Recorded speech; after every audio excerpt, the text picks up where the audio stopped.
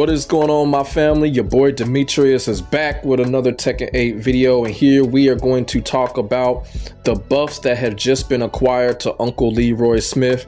Of course, you know, I'm a little bit late on this, but you know, y'all already know why I'm late on it, but I am still going to talk about this because this is extremely significant because, you know, I've been saying it so many times before, you know, Uncle Leroy has been butchered with nerfs ever since his tenure in Tekken 7. And finally, that dreaded campaign has come to an end as Uncle Leroy has finally got the buffs that he deserves.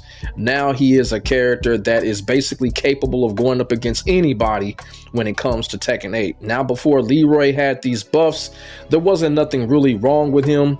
But at the same time, he was constantly getting nerfed while other characters were getting buffed and getting stronger. And I felt that that was a little bit unfair, to the point whereas I was just like, damn, even though I love Leroy, what's the point of putting the character back in the game or back in the base roster if you're just going to keep nerfing him from the last fucking game? Y'all feel what I'm saying?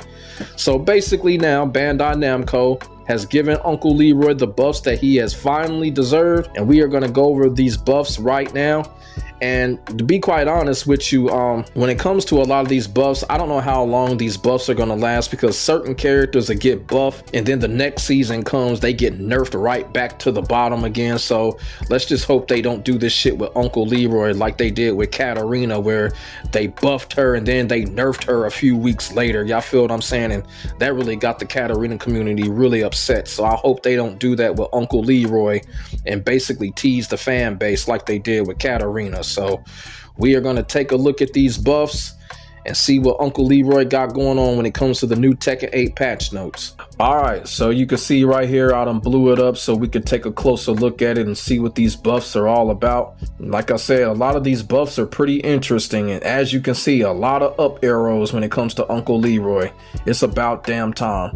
So we're going to start from the top and we're going to see what these buffs are all about. His 1+2 during sidestep. It says chain punch, seed during nimble shift. 1+2 can now also be performed from standard sidesteps.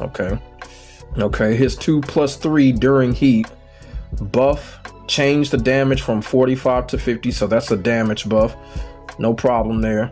His rage art has been buffed. Now that's crazy right there. They even buffed his rage art. Good job, Namco. Good job, Namco, for spotting this shit out. So let's see what it says. The tracking ability and forward movement when absorbing the opponent's attack has been adjusted to elevate instances where the move whiffs in certain situations. I ain't gonna lie to y'all. Some of this stuff, man, it's hard to pay attention to. But like I said, good job, Namco, for scouting this type of shit out, because a lot of this shit was hard to pay attention to. And it says here, fast multi-hit attacks such as chain punch. Change to recover remaining heat time by 60 on hit. Okay. Then it says here his 1+2, 1+2, 1. Then it says during Hermit, 1+2, 1. So pretty much they're the same moves, except, you know, the other one is in his Hermit stance. So it says adjusted to ensure the remaining heat time does not reach 0 while performing attacks. This change arms to prevent situations where the heat state ends while executing an attack and player was unable to transition into heat dash. Oh, okay. Now I understand what they mean by that. You know, for some strange reason, when you do that move, the heat bar goes down extremely fast. But like I said, I never really paid attention. When it comes to that heat bar, I do not pay attention to it. The only time I pay attention to the heat bar is when the opponent is using it, because you have to, because 9 times out of 10, the opponent is just using it to mash a heat smash move. So basically it slows down the heat bar, so now you'll have enough heat, you'll have enough of the bar left to perform in the heat dash. So that's a pretty good buff. Like I said, didn't really pay attention to that. You know, it's just one of them things. Like I said, the only time I pay attention to the heat bar is when my opponent is on it. So okay, now his 1+2. The opponent's recovery time on block has been increased by 4. 1+2, 1+2. Recovery time for 1+2 has been reduced by 4 frames. Recovery time for 1+2, 1+2 has been reduced by 7 frames. All right. Then it says forward 3, 1+2. Then while rising 3, 1+2. The opponent's recovery time on block has been increased by 4 frames. Second hit cannot be avoided by crouching when the first hit lands. Okay, that's a good buff right there. Like I said, when you get hit with that the first time, that second hit should be guaranteed.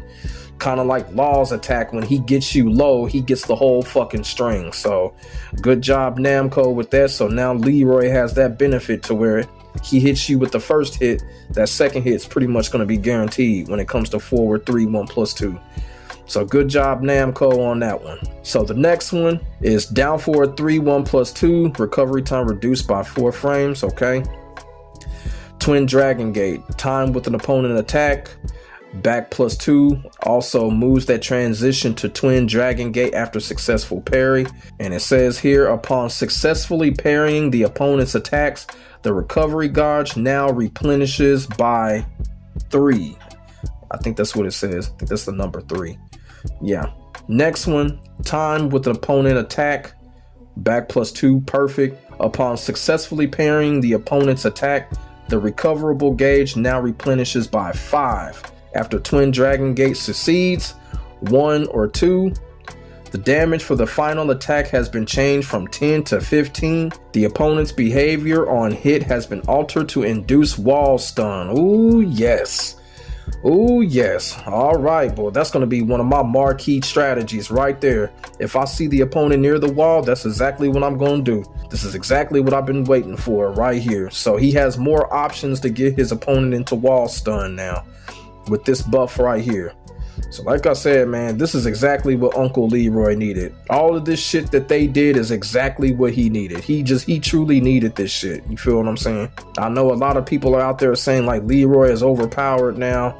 I don't think so, because really, if you think about it, not a lot has changed. It's just a couple of damage increases, and then on top of that, a couple of technical increases with the heat gauge and shit. So even though these buffs are great, nothing has really changed to the point where he's not like Dragunov, or he's not like what Dragunov used to be.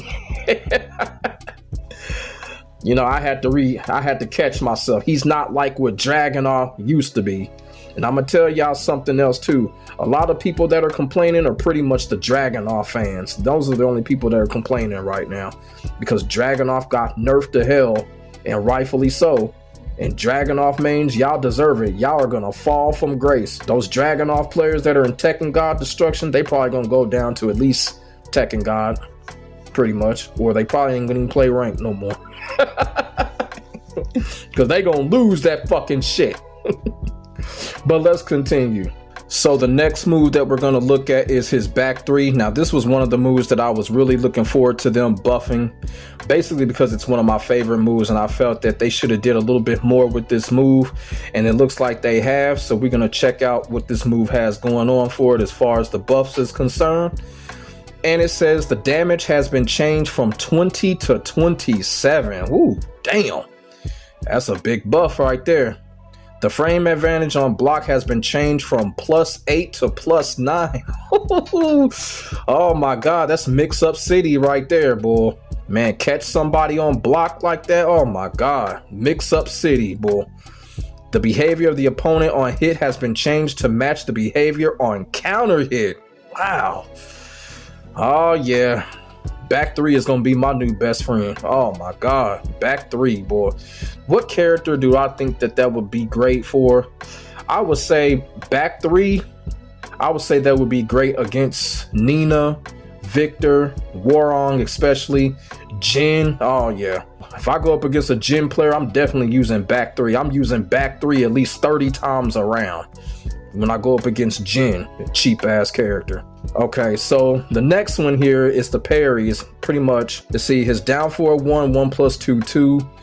Then you got the parry motion. Then you got the up back 2. Then of course you got his 1 during hermit, which are parry motions.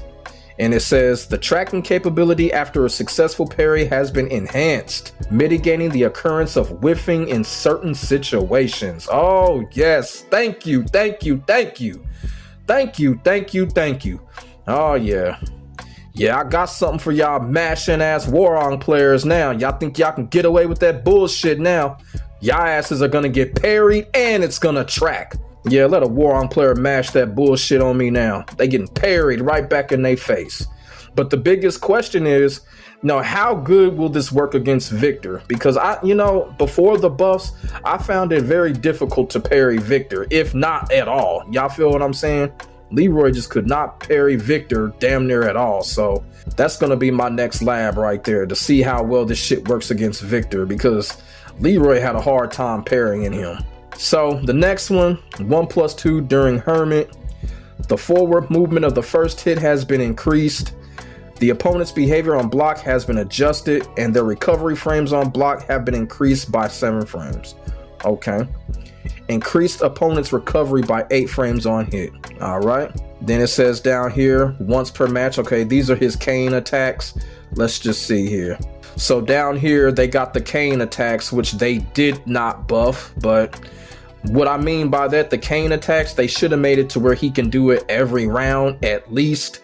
Because I still think it's unfair that Law gets to use his third super move nunchaku anytime he wants to.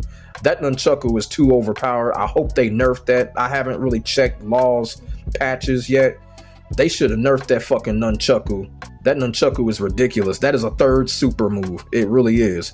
But I always thought it was unfair how Law and other characters can use their weapons whenever, and Leroy can only use his shit once per match. I still don't understand why Namco is letting that shit slide. I really don't.